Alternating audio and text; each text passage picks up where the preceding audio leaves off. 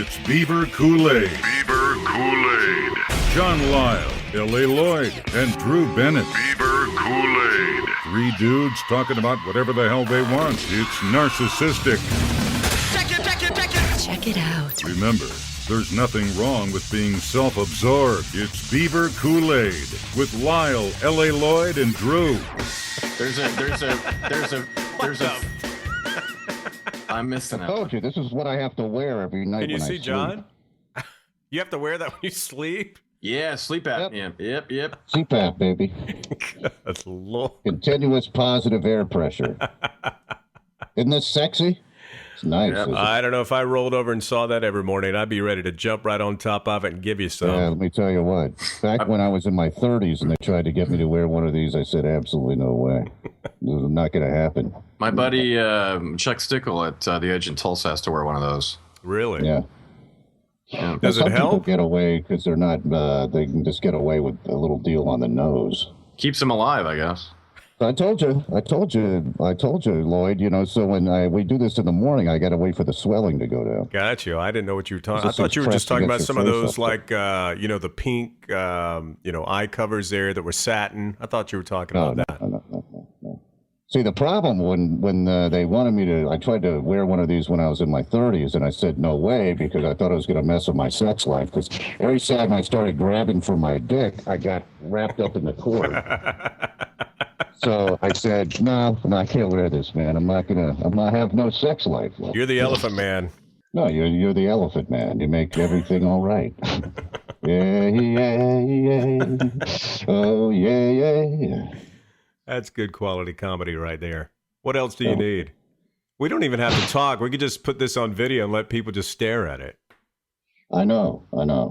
Could you think you could sleep with something like this on your face? It's like no, I couldn't. Face all the time. I mean, I guess if I had to, I would, but thank goodness I don't. So are you? Yeah, so I stick this into the unit with the air pumping out, and it pumps air into my face. Ah. So it's supposed to keep your passageways open. But let's Have you, clarify. Have you considered using that with a bong? That looks like a pretty... Oh. Tell you what, blow some of that hookah magic into that thing right there, if you don't mind. Could you just there we go. We're going to change it I from like Beaver Kool-Aid to hookah magic, man. I That love was a Skype shotgun. We're shotgunning. it. A Skype gun.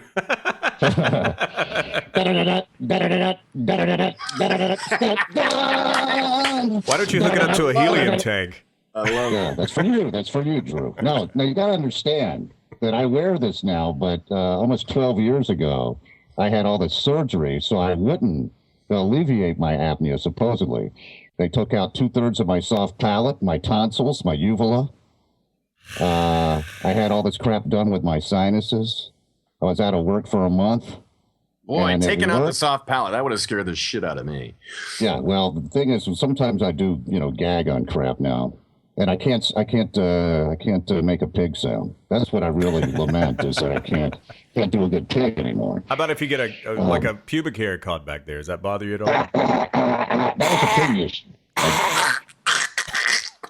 Yeah. So now there's nothing for it to catch on, so I just it's all the way down, It's ready for ingestion. But I went through all that, and then I quit snoring until I got fat again. Yeah. Well, I didn't get fat again until I gained the weight, and then now I have to wear this thing.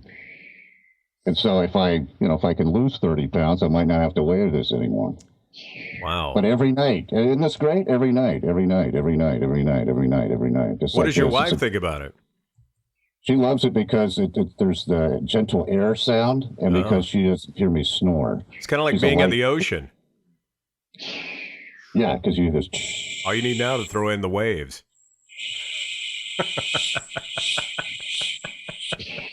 Right. Yeah. So between this and Cialis, I am ready to rock. Good God. Yeah. Are you ready? Like, see, you got a young wife, Lloyd. If she, young women. You got a young wife, too. What are you talking about? Well, she's not as young as your wife, man. No, you got a young wife. She's knocking on 40's door. Yeah, but she's a young woman. Yeah. This Drew's is got a different. young wife. Oh, well, then Drew's got a really young wife. You guys keep talking here. And if you hear me, I get silent, and you saw me kind of messing with the cord, you know that I'm getting wrapped up again because this thing messes with my sex life. I can't imagine why. Yeah, right. Well, like I said, because every time I start grabbing for my Johnson there, I get wrapped up in the cord. So it messes with me. Well, there you are. Man. How does it feel? Oh, Much better. okay. There we go. Drew, Sorry. you have to wear it now. Hand it over to Drew. Yeah. Yeah, Drew, it's your turn. Can you imagine, though, really? I mean, that's what I was telling you the other day, Lloyd. I mean, that on your face all the time. Yeah. Is it really tight? Yeah, it has to be for the seal, Otherwise, air leaks out and it starts squirting. The air starts blowing up into your eye. Oh. And it's, that kind of thing. And then at other times, you start to drool in that. And if I'm really bad, I actually snore with that thing on. Do you have to wear that for the rest of your life, or it'll get better? Like I said, if I could drop 30 pounds, I think I wouldn't have to wear it anymore. No. Okay. Well, there's. But mainly it's this, this crap right here, Right there. There you go. Right. I know when I do this, Lloyd gets hungry. I do. I'm already. My stomach's growling right now. I'm gonna have to. Yeah, I see. I start doing that, and Lloyd starts thinking, Them are some good jowls right there. It kind of reminds me of North Carolina pig slaughter day. You get that's that what I big old- mean, right there, pal. Right there. That's good. Hang that in the smokehouse for a while, right there. That's good. Make some cracklings with it. You got that right, pal. I know it makes you hungry when you see that. Drew, what do you think about all this? See, it's the jolly stuff, It's like I want my jawline back. I've made it a point to extend my neck out because as I've seen myself on videos and in pictures, I do this a lot.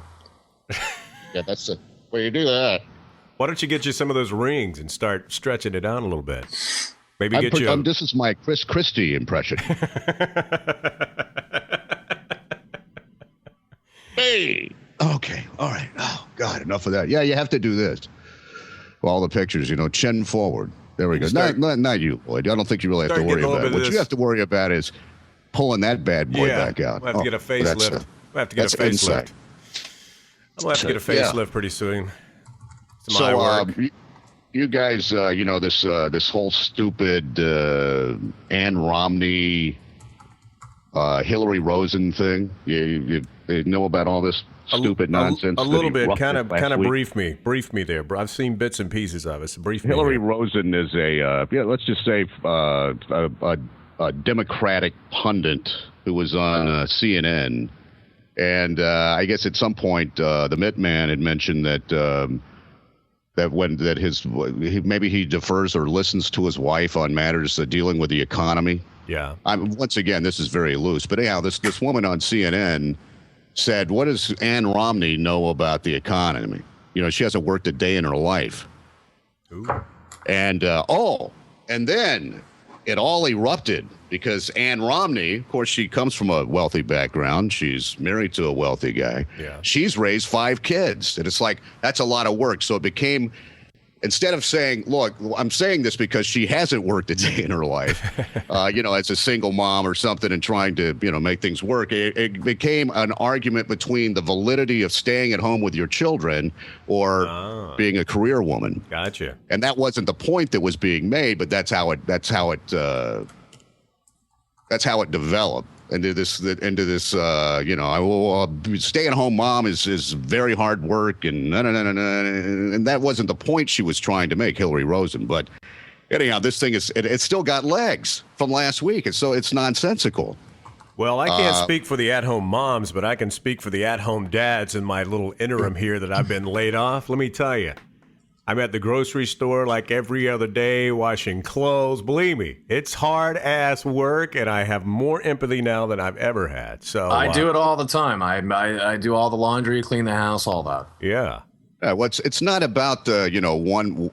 It's basically what the assertion was is that unless you're out and you're working to support people, then you really it's hard to comment on the economy. I think that's the point. I got you. Okay. Yeah, so that's the point, but it became one of these things as to whether or not one is more important or valid than the other, Right. and that's not what the argument's about. But that's the way it's all shaken out. That's the way it's been spinning out there. Yeah, because it is true. I mean, my wives have never worked. They worked until we got married, or they worked until they're babies. But as far as having children and doing whatever, my first wife didn't, and my wife now doesn't. And believe me, I mean, they know that they're not sitting there with their pulse on the economy like I am. Because it's a little bit different if you have somebody who is the sole means and support, whatever their gender may be, and it's a little bit different. So this thing has just gotten really ridiculous. So did she apologize for saying that? I mean, because I would she have had to think, of course, because we're in the era of the apology. Right, she had to absolutely. come back and apologize. Yeah. Whatever that means. Did she do it just You to know, I her, would like or to just air for the stay-at-home moms in general? I mean, was it did the media try to spin it? It was just a total slam on any mother who stays at home. Is that what the Exactly. Saying that they tried to spin it that way, and tried to spin it that's not real work.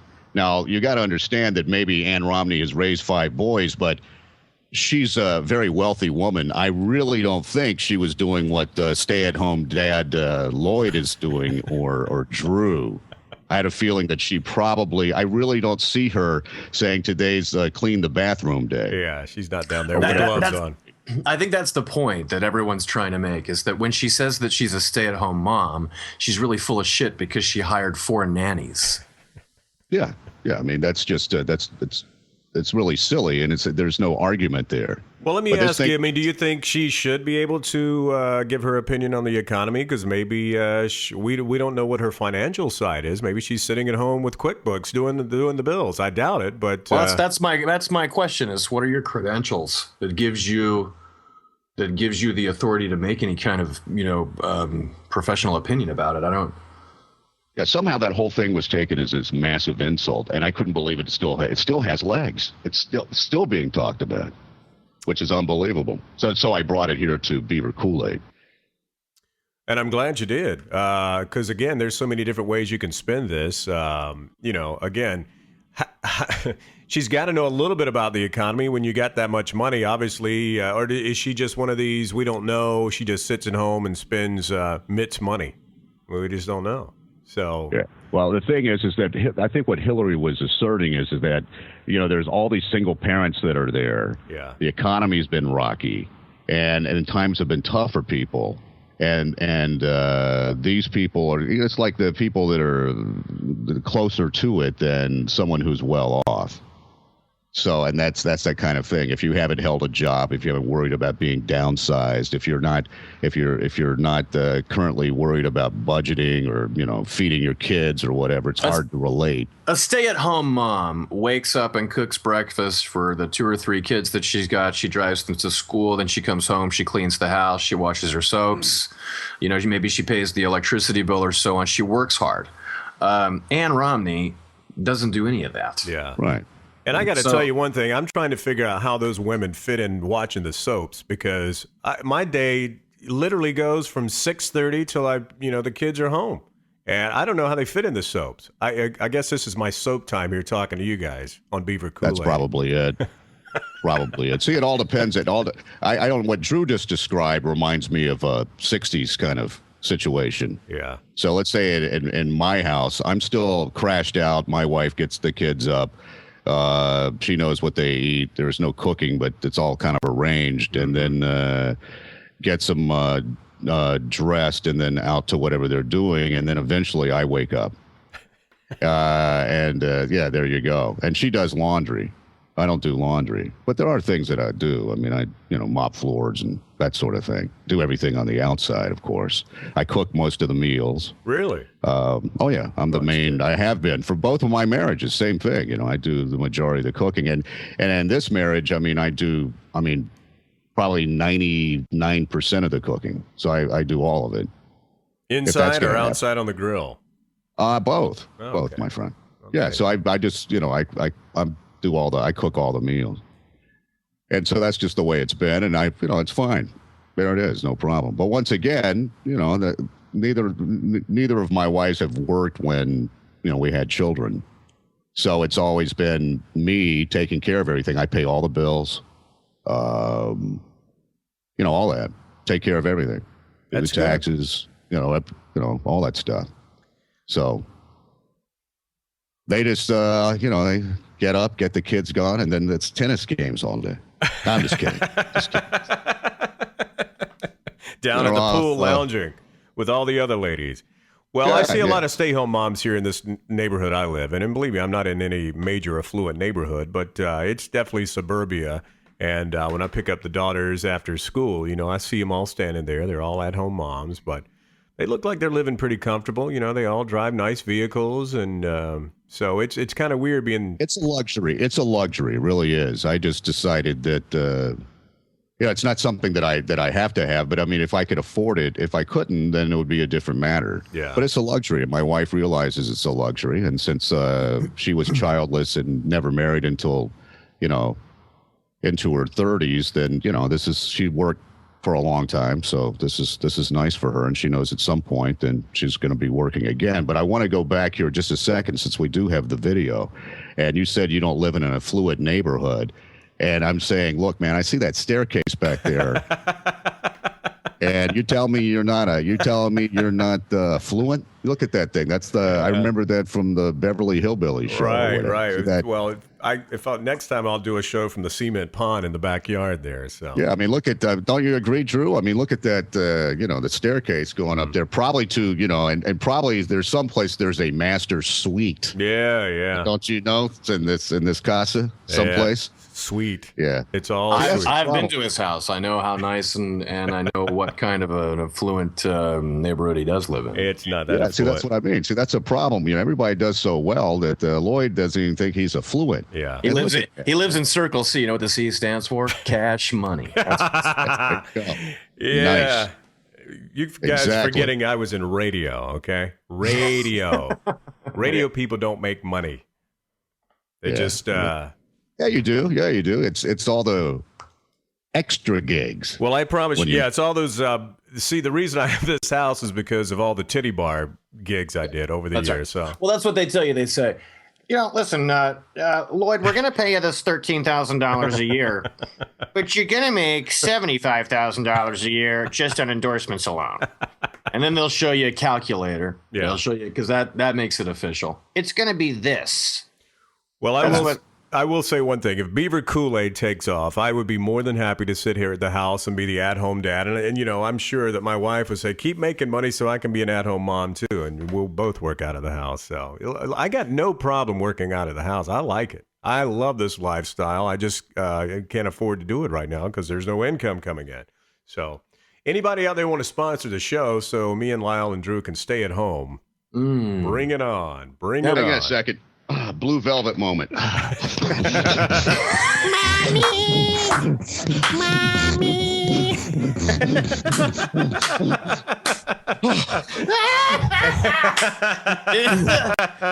in the front seat of that car, turning around. Oh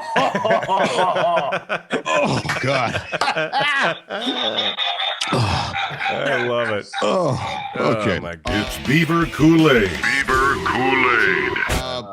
Yeah, I mean, when you work morning radio, it's almost like like I said, my life is almost the same as it was when I was working. Yeah. I just sleep later. And so that's it. I just sleep over when I was, I get up later, and then everything else is almost the same. I don't read as much, and I don't have to feel like I have to stay on edge, like up with everything and ready to go. Right. So I'm a little bit more laid back. Yeah. But, and it allows me to indulge myself. And, now I have time for my hobbies.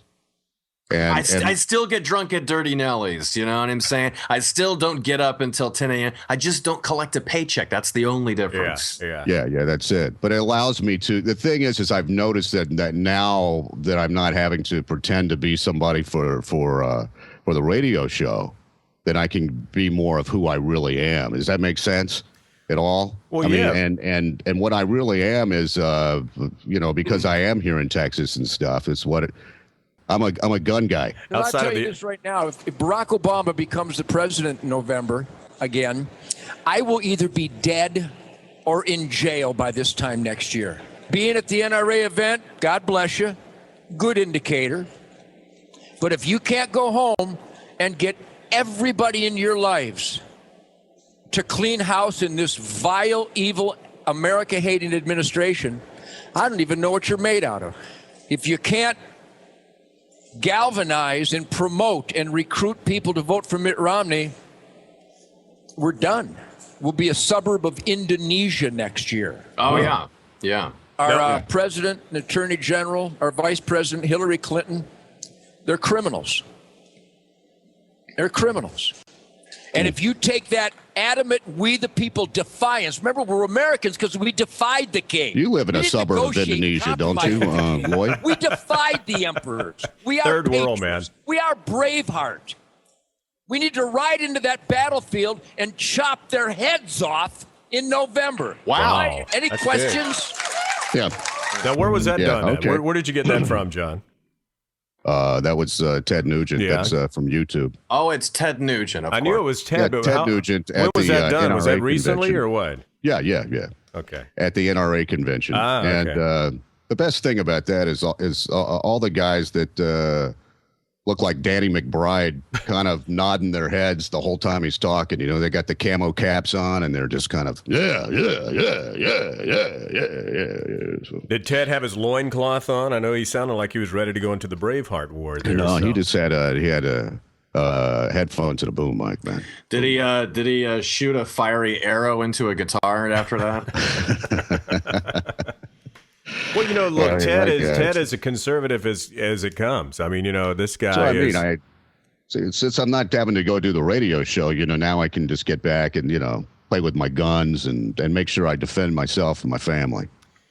That's what it's all about. It really is. I'm kind of surprised that he's from Mitt, though. I figured he'd go more, not the Santorum, but maybe more Newt. I figured he'd be a Newt guy. Is Mitt just the Republican bandwagon now because he's pretty much sealed the deal? I mean, is that where all they're going to start coming out of the woodwork? Have you seen the New York Times cartoon where it's a sign out in front of somebody's yard and it says, "Oh, all right, fine, Romney." Yeah, it's like, that pretty all much right, describes it right there. Right. Yeah. We'll do it. Now, is Romney a big gun guy? Is he a total gun guy? Is that why? I mean, because obviously Ted is. You can say, you know, I hunt occasionally. No. I found I go that hunt for bison. And I was just so inspired. I thought I would share it with you guys. Well, I'm glad you did. You know? You brought a whole new element to the show today. We actually had a sound bite. I mean, we had a long sound bite, actually. Yeah. We are high tech. We are moving forward, man. We have freaking sound bites. Good God.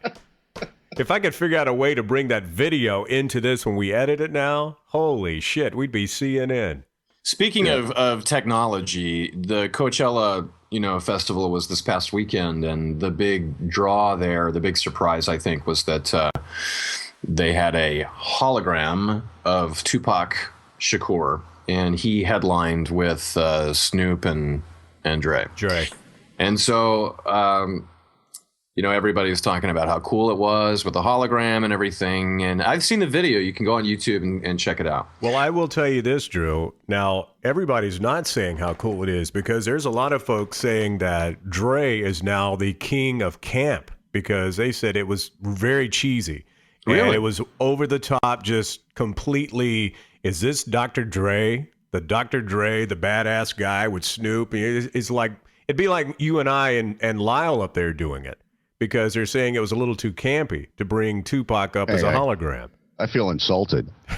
Right? Did he have some beats on when in the hologram? Did he have? Was it a marketing opportunity? Did he have beats? I just want to know. I don't know. He should have, man. That would have been a perfect thing to have the beats on Tupac. It wasn't a hologram at all. It turns out that it was CGI, and it was done by a company that has done some things for Tron Legacy and some films and things.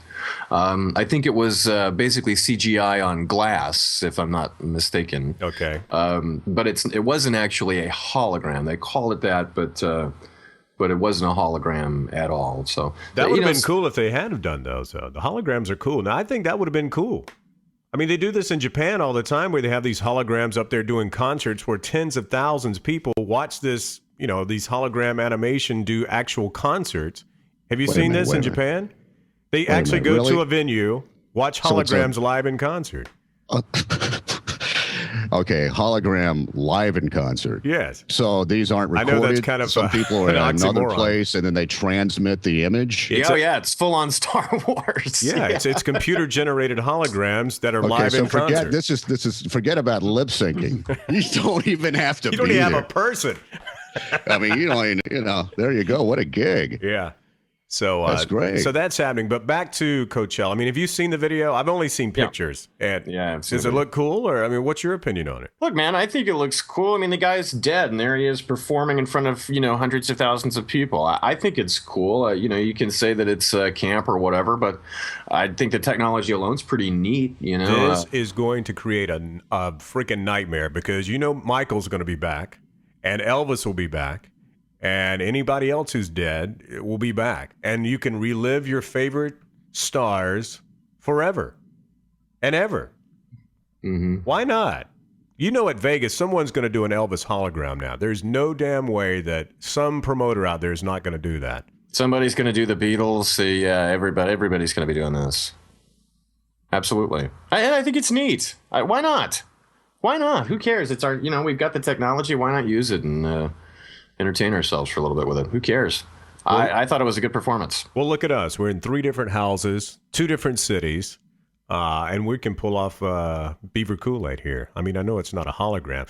I'm going to try to figure out a way to do a hologram so I can just sit it here in this chair next time talking to you guys, and I'll have the Thug Life tattoo across my chest right here like Tupac. And yeah, you look like Thug Life, Lloyd. By the way, I am... my end of the program today is originating from my vacation home. Oh, okay. I did see your library back in the back there, so I know you do a lot of reading on the beach. Vacation home. Yeah. So, yeah. Well, that's very nice. I'm broadcasting live from the North Pole. Well, Stan is always looking over your shoulder there. Well, I don't know, John. How do you feel about the whole hologram live in concert? I mean, I see this opening a big old. I just want to know why there's such a void and Tupac keeps appearing. I mean, it's like they don't let this guy alone. You can't die.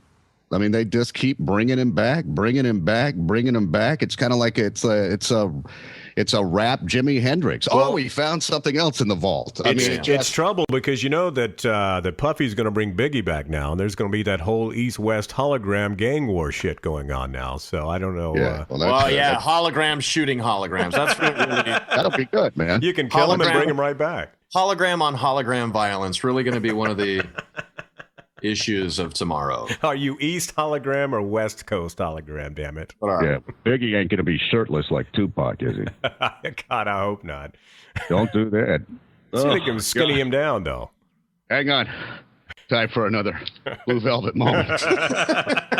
Mommy! I love that. Oh, good God. Well, I know it's a dated reference, but what the hell? So Coachella was a success this year, Drew. I mean, from what I can tell, outside of the big news story with the hologram and Tupac, but other than that, it seemed like good music as always in Indio, California. Yeah, right. I think Radiohead was the big, the big draw aside from the Tupac thing, and of course, everybody's making the Star Wars Tupac references now. You'll see photoshopped pictures online today of R2D2 spitting out Tupac. So that's going on today. But yeah, I think it was a successful Coachella and probably one of the more interesting ones, and so a good festival, which is always sort of a precursor, that in Bonnaroo, to the Austin City Limits Festival, which is going to happen in the fall here. So we'll see what happens. Maybe we'll get a hologram of Stevie Ray Vaughan. Stevie Ray. Yeah. Stevie Ray. I can see that. Sorry. It's just like that, man. You guys say Stevie Ray, and I don't know what it is, man. Just see, I'm a little different than you guys because see, I don't really care about that festival. What I care about is the one that'll be coming up here just shortly, which will be the New Orleans Jazz Festival. Oh, yeah. And to me, that is just superb. Bruce Springsteen will be playing. The lineup at New Orleans Jazz Festival is just tremendous. I've gone 3 times. I should have gone this year because I kept thinking that, I didn't have any vacation days left, and I kind of messed up there. But the lineup and the types of music is just it's incredible, and they do such a great job when they pull it off. The sound's good at all the stages, but everything that you need from jazz to gospel to your big bands.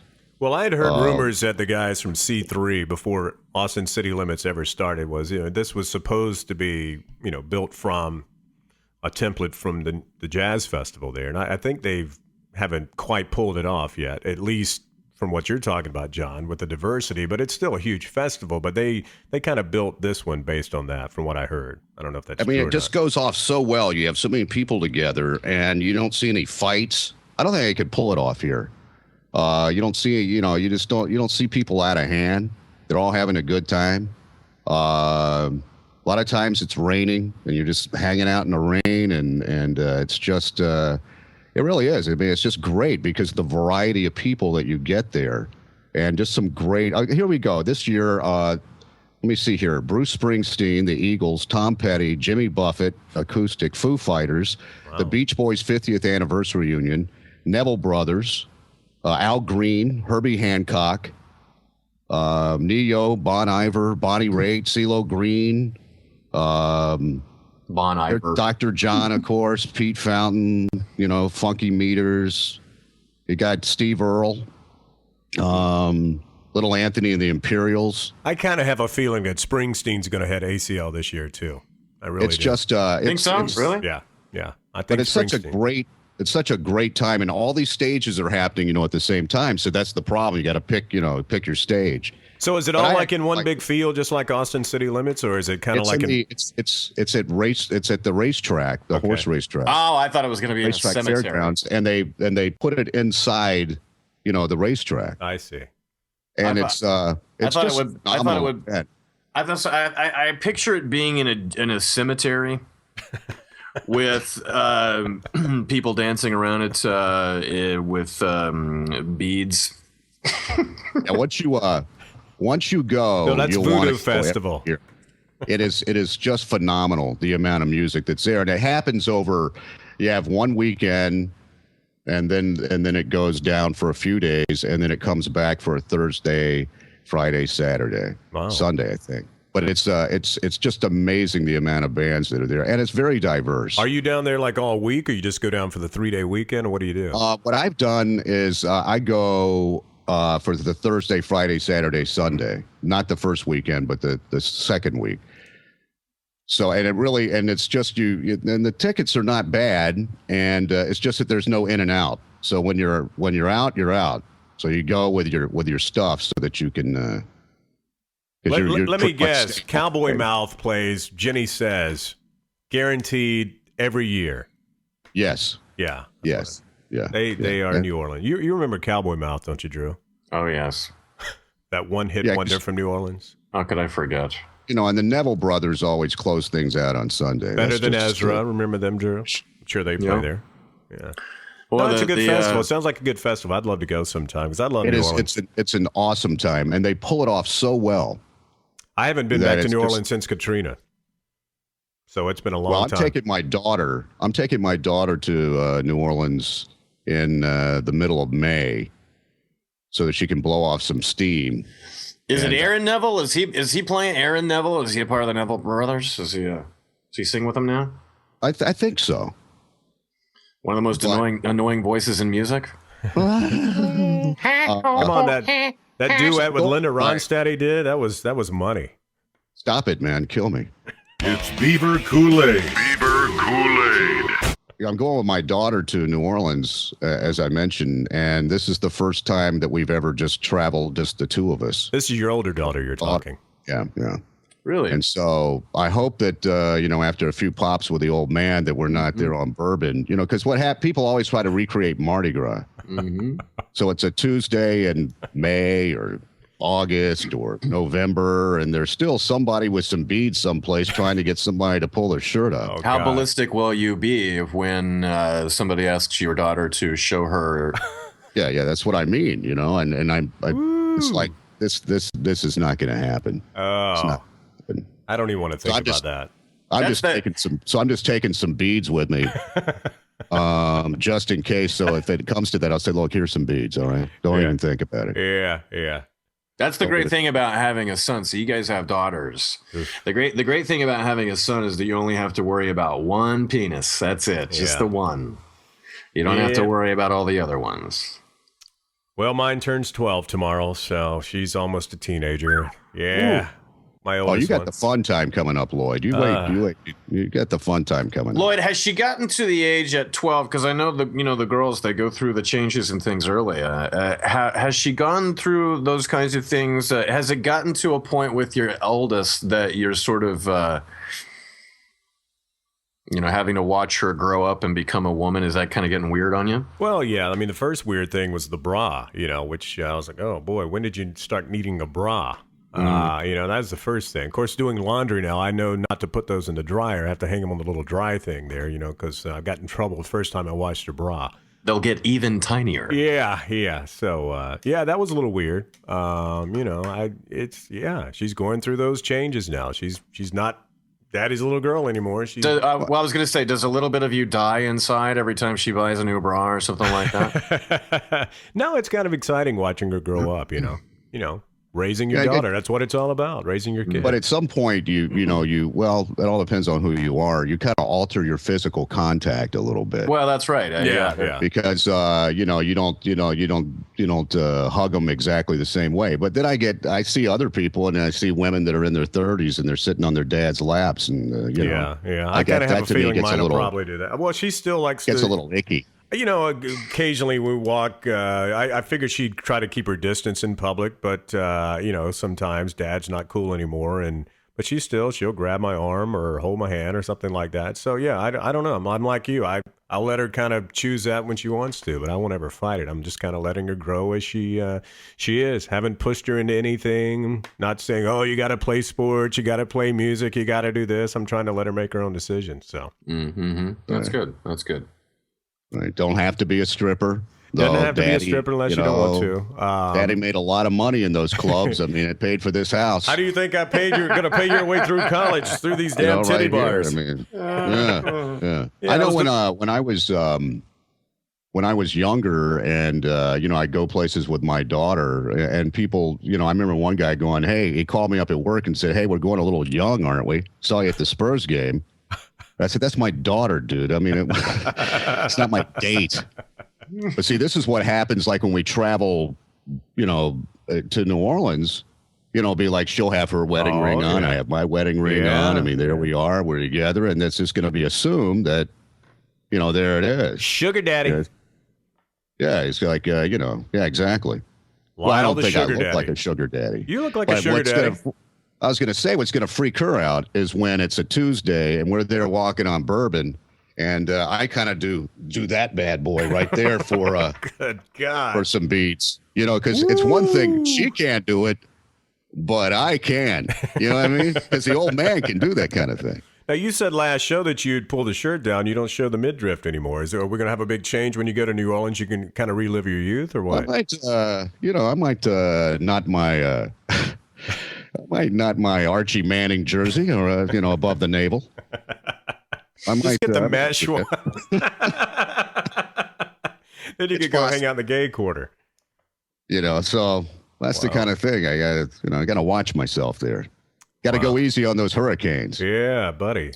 Yep. At the 190 octane. And, do you ever worry about getting drunk with your daughter though, and possibly get into some kind of fight, which that could be terrible. I thought you were going to go somewhere else with that. No.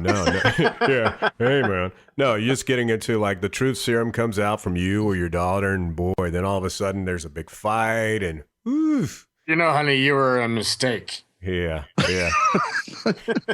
Well. I just think that if you've worked out all your stuff, there's nothing that's really there, then that's not going to happen, because that's usually that happens regardless, right? You have some pops, and then all of a sudden you finally enter into a subject that you shouldn't. Yeah, but it's with a wife or friend or something, you know. I think that would weird me courage. out. Getting drunk with my kid, that would weird me out. Yeah. Yeah, well, later on you'll see. I mean, that's the kind of thing. The thing is that I drink more heavily than my children do. So, you know, when I went to Rome last year with my son, you know, he's having the occasional Guinness, and then there's Dad, you know, with a exactly that kind of thing. So, yeah, you're wearing the Guinness. Yeah, I know. Yeah, I know so you know.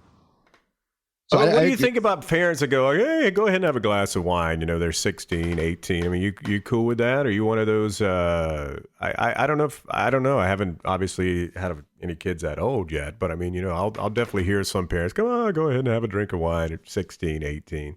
You cool like that? I'm not. Yeah. No. Because I'm such a rule follower. I just, you know, if he's 16 and he's, you know, he wants to drink, I think I would go, you know what, just wait until you're 21. You don't have to drink right now. Yeah. Well, he's going to do it on the sly anyhow, true. He'll do it anyway, right? Yeah. He's gonna be drinking anyway. But I also don't want to be one of those parents that's like, listen, I mean, I know you're going to do it, so I just want you to do it at the house with your friends. Well, that would be not a good idea to give liquor to your kids' friends. That would get you in the jail real quick. No, I just think People do it. How you live. I think it's very Euro. When I went to Europe the first time in high school, you know, I could just go in. I looked like I was about 10, but I could go drink anywhere. Yeah. And I just thought it was, you know, a bit progressive, and it wasn't a substance that was really vilified. So I think that if you do that, I think you tend to, if you can treat it correctly, then I think it discourages binge drinking later on when people are away from their parents, because it's going to happen regardless. Yeah. Well, alcohol wasn't my first drug of choice. Was it for you guys? You got to be kidding me. No. I'm being sarcastic. I know. Lloyd's. No, actually, the thing I started the first on thing first you encountered was puffing. pot. You got to. Yeah. I'm sorry, Drew. Drew's not really a pothead. He's really not. No. Because hyperventilation was free. See, so you would just hyperventilate. No, the first drug I experimented with at 15 was LSD. Wow. That was the first thing I ever did. Yeah. Good Well, God. I've never done LSD you know what in my they life. say about LSD? It's a gateway to Bud Light. Yeah. So It was for me. You just completely explains jumped the middleman and went straight for the acid, man. I did. admire you. And I did acid for many summers, 16, 17, 18, 19. Those were my acid years. And then I didn't like marijuana at all. It wasn't something that appealed to me. I didn't like how I felt on it. And I didn't start drinking until I was 21. So, wow. So when my son is old enough, I'm going to say, you know what? You're going to start with LSD, just like your father did. Right. And you got to wait until you're 21 to have a Coors Light. That's right. Yeah. But you because those are the rules, young man. Well, there are no rules to LSD. Well, that's a big revelation there, Drew. I'd never known that about you. But that said, this is going to be in a public forum. Look, you shouldn't go out there and do that kind of thing when you're young, and so on and so forth. Yeah. Well, I don't know. I'm just, like I said, I don't push my daughter to do anything. I mean, she asked me to taste some wine, maybe at 16. I'm like, oh, well, have a little sip. But it's nothing. I'm going to go like, you know what? Why don't we go ahead and have a drink now? You know, you're old enough to have a drink. You're 18. Well, at some point they usually, if you're in a household with alcohol, at some point they will ask you. Yeah. You know, it could be champagne. Yeah. It could be like a New Year's Eve thing. Right. And they say, right. you know, could have a little champagne. Sure. And then there it is. But it's, you know, it's not, I'm not the kind of dad that would have a, you know, keg party for the kids in high school. But I grew up with people like that. Well, have you guys been truthful with your kids on what you did when you were younger? I can't be totally truthful because, they wouldn't believe it. So they kind of know anyhow. My older children, they know anyhow from their mother, I think. But, you know, there is a limit to certain things. I don't feel like if they ask me, then I'll tell them. Yeah. But I don't volunteer it. Yeah, that's me too. Because, you know, frankly, now that they're all older, they really don't want to know. Yeah. It'll just get gross for them, I think. And they want to kind of keep that sort of ideal view of you. They don't want you to be imperfect. Yeah. They've seen And some photos of me, with the long hair. They were like, "Were you stuff. wild and crazy with that long hair?" I was like, "Oh yeah." With those bandanas tied around your jeans. Yeah. Yeah. That mullet, that perm. Yeah. Were you trying to look like John Bon Jovi or what? Yeah, you got that Sanchez stash my too on there, God, didn't you? dude. Oh yeah. I couldn't make up my mind if I wanted to be Steve Perry or Axl Rose. So. Oh man, that's some good shots you got there. Hey, though. even Axl Rose has a mustache now, so it's coming back. It's coming back. Talking about Axl the other day, he got booed at the induction ceremony. Well, see, they did a lot more than I thought they would do. They at least performed with Miles Kennedy on vocals, who actually sings in Slash's band now.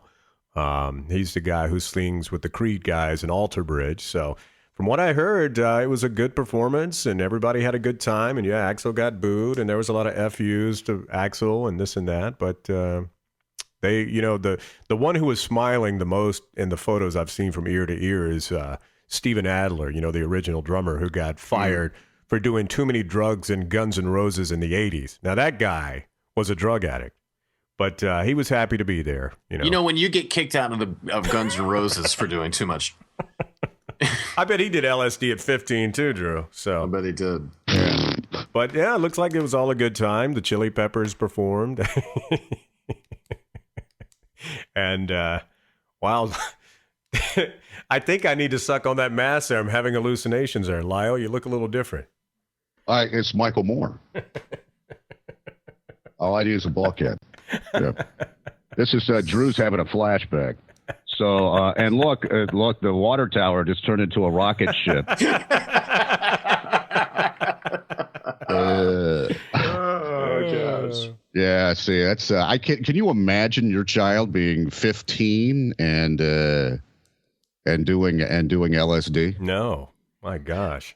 Of course, we got into a lot. You know what? I had a unique childhood. It was, I had a close knit group of friends, and my best friend, who I'm the godfather of his child now. I mean, we all grew up to be normal human beings. But good for you. You mean little Timothy Leary? Yeah, little Timmy Leary. I had a unique group of friends. We were all close knit, and we got into a lot of trouble. But we moved out of that, and I tell my wife, though, look, if I'm going to go back and do any kind of drug, I'd rather do LSD. I just don't have the 8 hours to dedicate to it. Yeah, it's very exhausting. Right? I remember I was always worried about chromosome damage in high school. I don't know how many kids in now. They probably just stick it in my mouth, whatever it is. But I was really worried about chromosome damage. Chromosome damage. Yes. From doing anything like that. Well, I didn't want to have a kid with a dorsal fin. I have done an heroic dose of LSD, and I have a normal, healthy baby. Wow. Yeah, you're probably sweating that a little bit, weren't you? I was. Yeah, right. Yeah. That's what I mean. That's why all of a sudden, your wife gives birth, and there's this huge eyeball that attaches itself to the ceiling, and they come in with flamethrowers to get it off. Oh yeah. What did you people do? Heroic doses of LSD? This child is. Yeah. Right. I mean, it's a shaky thing. You just don't. You don't know. They're born with a face turned inside out or something. It's kind of wild. I think we would have seen a larger amount of birth defects, though, wouldn't we? I mean, the generation ahead of me, my parents were crazy. The LSD when my parents were young was 100 times more potent than anything I could have gotten at 16. You think back into the Woodstock days when they were doing the triple dipped, window pane acid. That's a different kind of LSD. That was it's not as crazy as it was in the 60s. That's for sure.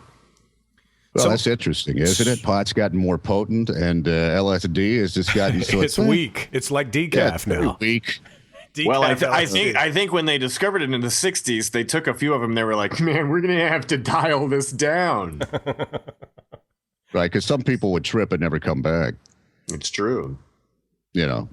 I wish Rolling Stone would do like a story on all these, hippie, cool chicks, boobs, free-spirited back in the 60s and what they look like now, That would be such a great article then and now. Well, Bill Hicks talked about Jim Fisk. You remember that guy? He was the he promoted running in the 70s and died of a heart attack while he was jogging. Remember that guy? Yeah, I remember that story. He says, Jim Fisk dies of a heart attack, and Keith Richards does drug after drug after drug, and he's still rolling. The plot thickens. That's what he says. It's so true. It's so true. Hang on a second. Need a moment? Is it Blue Velvet time? Look at that mask with that on. Oh my gosh. Wow. That is good. That's good stuff right there. You look much better now. You look. You got a glow to your skin after you do that. Very nice. It's like Frank Black. Oh, God, I'm a little lightheaded now. Just a little lightheaded. It's Beaver Kool-Aid. Beaver Kool-Aid. So there's IKEA has made this surprise entry into the home theater market. They've just released, or they're releasing a new IKEA entertainment center. It's an all-inclusive entertainment center. It gets rid of all of the cables and everything. You can buy, various sizes of televisions. It starts out at $1,000, but it's the console, the TV. There's an MP3 player in it. There are no cables. You just, you throw it in. It's got a subwoofer that's a wireless subwoofer you can put anywhere in your house. But they're moving into this pretty aggressively, and they're doing it in their sort of IKEA fashion, making things extremely simple.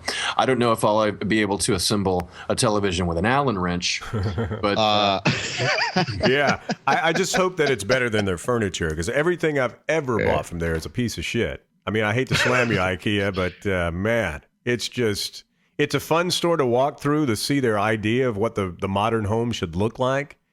But the quality just ain't that great. I think it's funny that they've opened these gigantic football stadium sized stores to show you how to live in a 300 square foot apartment. Isn't it ironic? Yeah. Don't you think? That's very good. So I don't know. The thing about it is they're definitely that one-stop shopping place. They want you to get the whole deal, lay it out. So maybe it might work for the electronics. Maybe they make you go and look at everything. Yeah. They send you. They say, here's the path that you take to get through our store. I think they've got secret passageways that you can get from lamps to bedding.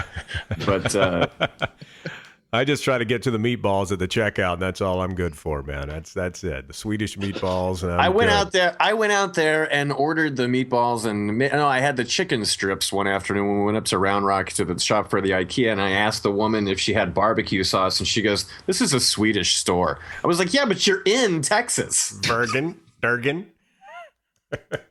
Meatballs are pretty good, actually. I bought a bag, brought them home. A bag of meatballs? Bag of balls.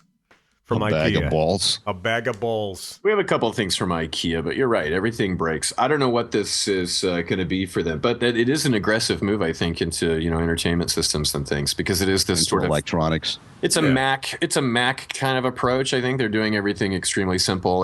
Simple setup and things like that. But it is IKEA, so these consoles, you're going to have to put them together. They've got to come in they have to come in a flat box. Yeah, I was going to say it comes flat.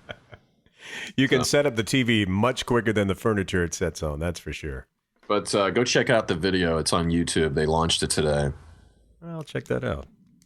All right, IKEA. Brought to brings you Beaver Kool-Aid each and every week. So yeah, the wishful thinking. Don't you understand? Not after that slam on their furniture. It's like, yeah, you're going to slam your sponsor? I'm more like Folgers. Or maybe a Miller Lite. Bud Light. So what's today? We've got today's the 17th, and in T-minus 9 days is the NFL draft. Wow. You're already looking that far ahead? It's my favorite sport. It's this time of year. It's the only thing that you have to grab hold of after the Super Bowl. You've got the NFL draft, and then you've got the OTAs, and then you start the season. You're not an NBA guy because you live in Austin, though. That's why. Yeah, I am an NBA guy. Look, I'm gonna watch the finals. I don't watch Game 54 of the Celtics and the Raptors. I don't schedule my life around those. But I do get interested in the finals, and I do have my teams. I've got the Spurs and Boston. Those are my two teams. So I do watch a little bit of that. But I'm from Texas. I'm a football guy. When you're born here, they give you a birth certificate and tell you what position you're going to play. So I would much rather watch football than I would basketball. Absolutely. And so the NFL draft. By the way, when you were working at the station there, John, you guys did a lot of Cowboy stuff. You a Cowboy fan or not? No, I'm not a Cowboys fan at all. And so I worried about that when I moved here to Texas, and then I went public with that around 85 or 86, that I didn't like the Cowboys at all. And now I've always been kind of a Vikings guy. Well, that's all right. And then I gave up with them, and then for a couple of years, and then I rejoined because I thought, why am I attached to this team just because I liked them when I was 7? And it's like, why can't I declare as an adult? So I tried to go kind of a Saints Chargers thing for a while, but it just didn't feel right. So I went back to the Vikings because, it's a losing tradition. You just have to. I think the closest I ever came to jumping ship on the Cowboys is when the Saints came to San Antonio and played those 6 games there at the Dome. Yeah, I tried to because I never lived in a city that had a hometown NFL team, and I tried to embrace it. Was it 3? 3 games. Why did I think it was 6? 3 games. I don't know, man. Well, it felt like 6. What you did at 15. So that was as close as I ever came to becoming something. So I'm still a Cowboys fan, I guess, but it's hard to be. I haven't. I like the Texans a lot. Yeah. So that's right now they're my AFC team. So, but I don't like the Cowboys, and that was always difficult to do. So whenever we took buses up there, if the Cowboys would lose, which they did so many times, and I'd go and get in everybody's face after the game. They really loved me. Yeah, I'll bet. Yeah, it was good public relations. Yeah, they really loved me. And you wonder why you're not at KISS anymore. Yeah, exactly. Mm-hmm. Don't you think that San Antonio could support an NFL team? Oh, yeah, without a doubt. The thing is that people keep always talking about the corporate base here, but since you only have 8 home games, it becomes a regional event. And I think you would, unlike the Spurs, which the Spurs just cannot draw from Austin. No. But since this is an event, I think you draw from the Valley, you draw from Corpus, you draw from Austin. I think there'd be plenty of people for that. Yeah, I think a Central Texas team that plays at the Alamo Dome is a good idea. Yeah, and I just can't believe. But see, the problem with when they expanded and Charlotte and Jacksonville got teams, we didn't even make it to the final cut. Mm-hmm. And I'm thinking the team that Jacksonville got, my gosh, we should have had that team. Oh, absolutely. But now the Alamo Dome is it's too old. Yeah. It's outdated. Yeah.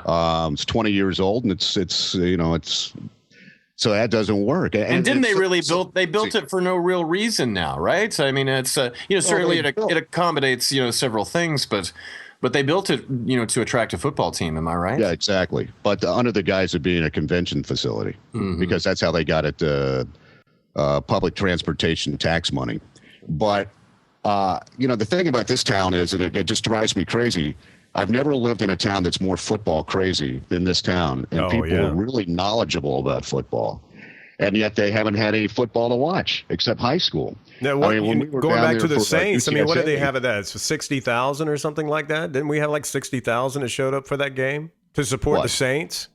Oh, yeah. The place was packed for all the Saints games. And there were tons of people that were down there for the inaugural UTSA game. Yeah. And you knew you weren't going to see great football, but people were just crazy to they needed to see something. And I've just never been in a place where we were, before UTSA started playing football, we were the biggest city in the country without Division I football. Just like right now, we're the biggest city in the country with AA baseball. I think Austin is the largest market in the nation without a major sports team. We've got the Longhorns, so we won't really get one. But I believe that's the deal with Austin, is that we've got the number of people for a larger sports team, but we don't have that. We're not going to get one. Yeah, because we can drive to San Antonio, right? Or we can drive up to Dallas. Austin's just not going to get one. But people from Austin do not come here for Spurs. No. And they don't buy season tickets. They don't do that. Lloyd and I've talked about it before. If you look at the Austin American Statesman and how they cover the Spurs, it's sad. I remember when they won the world championship. I mean, I think it was on like page 3 of the Statesman. Of course, it's all about Longhorns up here, that's fine. By the way, this isn't product placement, okay? I just don't want you guys to think that. Hey, Drew, I've been cleaning out the garage. We're having a big yard sale this week. Look what I found here. I'll take that. Speaking of the Alamo Dome, look at that. I'll take that one. And on the back. Ooh. Can you see that? You caught that one at the Alamo Dome, huh? Yeah, got it at the Alamo Dome. 96, 97. I was going to say $96. I'm not paying you for that. Yeah, I was going to say that he was a lot closer, obviously, than you were, Drew, when you got to go and see Kiss in concert. That's right. Courtesy of Cox Media Group. Cox Radio said, Drew, hey, take these noseblood seats and go have fun with your wife, all right? Hey, I was working at 101X during this tour, baby. This was courtesy of... That was the 96 tour? Yeah. I was front row at the Irwin Center for the 96 tour. Yeah. Front row. Well, it looks like Lloyd got your guitar pick. There it is. Gene Simmons. That was a good time. I went to see Kiss. We were front row. My best friend flew in town. He's a Kiss fan. Flew in town for that. Went together. Went down to the Iron Cactus on 6th Street to celebrate. Afterwards, met some shady guy. My buddy wanted to buy a lid in the alley. And so he takes a little bit of money and he follows this guy into the alley. And long story short, I end up picking him up on the side of the road in downtown Austin after he ended up at a crack house. Nice. Wow. Very nice. Yeah. Poor kid's trying to buy some pot and he ends up at a crack house in Austin. Did he rock and roll all night and party every day? He sure as hell did. And lost all his money. Jeez. The guy took his cash and went and bought crack with it and smoked it right in front of him. That's a good guy. That sounds like a good time. Yeah. That's a good concert right there. Good times. Oh, sorry. Just waking up. Okay, this is my favorite part. People to vote for Mitt Romney. We're done. We'll be a suburb of Indonesia next year. Yeah. Our president and attorney general, our vice president, Hilary Clinton, they're criminals. They're criminals. Criminals. And if you take that adamant we the people defiance, remember we're Americans because we defied the king. We didn't negotiate and compromise with the king. We defied the emperors. We are patriots. We are Braveheart. We need to ride into that battlefield and chop their heads off in November. Any questions? Wow. That's huge. Yeah. That's a way to go out right there.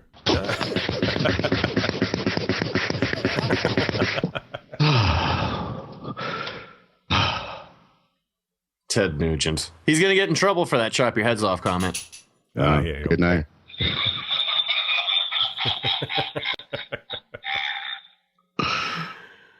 They're not going to be too happy with him for that. That chop the heads off thing. That's not, that's like that Sarah Palin, Target thing that she got so much shit for. Well, he already your said, heads he was off talking and pour about Beaver Kool-Aid down your neck. Yeah, he talked about killing them all 2 years ago. Yeah. Well, thank you, Ted and gentlemen. Yeah. Have fun with this edit, Lloyd. Yeah, this will be a good I say one. that all the time, man. I say have fun with that last one edit. came out all right. You have to check it out. We've got an intro now. We're on our way. We're public now, so I saw your exotic ascending the staircase over there. yeah, it's a little Melly. Yeah. Melly, come back down. Yeah, right. Yeah, they ain't that. I saw that. That's an exotic animal you have over there, and you're not affluent. It's a llama. Yeah, It's a llama.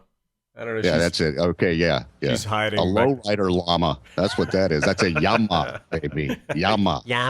She was heading upstairs to lay down in that memory foam dog bed she's got. Yeah. Oh yeah, good time. Probably in the animal room. Yeah, with the IKEA console. It says Millie on the front door with little stars. Yeah, she's going upstairs to watch the Animal Planet on her 60-inch big screen TV right now.